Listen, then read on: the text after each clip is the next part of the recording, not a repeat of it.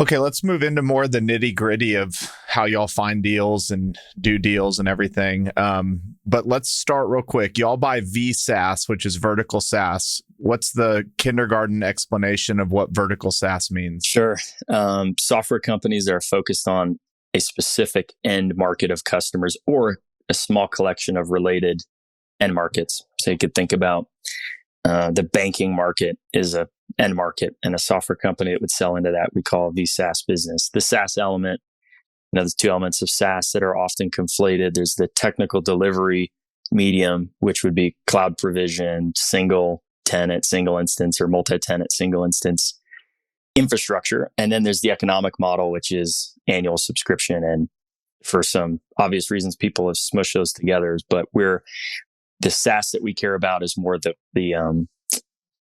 the more modern product architecture, because we think there's some things that you can do from an operational perspective that are different than on-prem. And so most of our companies that are growing healthily at this day and age happen to be SaaS. And so it's a good filter for us to just make sure we're getting more modern, high quality companies.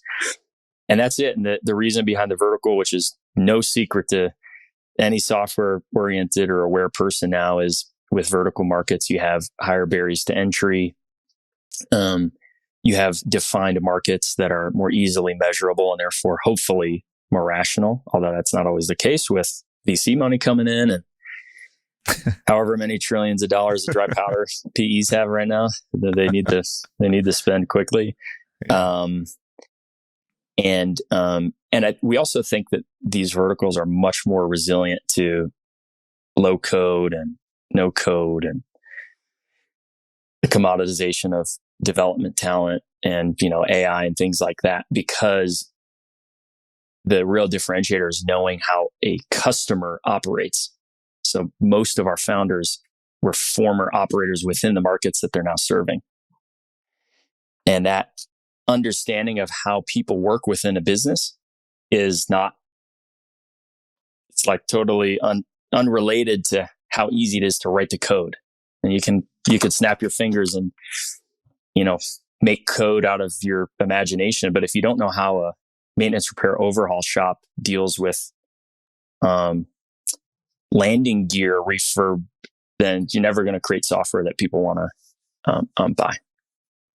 You said in VSaaS, there's things that you can do differently operationally than maybe if you were in other types of software. Can you expand on that? What are a couple things you could do differently? Yeah. So one is you have a faster feedback loop on what's working in the product vis-a-vis customer usage and customer friction points.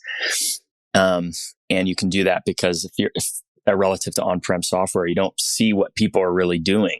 You don't have a pipe into the usage data. You'd have to actually export or,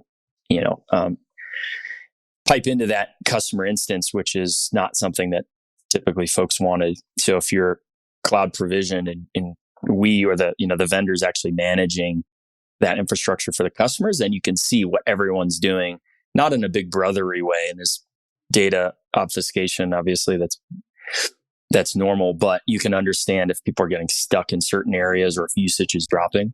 And then in terms of pushing fixes, it can be instantaneous. You don't have to send a update file that somebody on their end has to then push through to the customer, to the instance. And so you can have this continuous improvement of the code and be pushing releases every 2 weeks or 4 weeks or 6 weeks, as opposed to once a year. And there are also some benefits around implementation and some support things. But the main story there is just the quicker feedback loop on the product.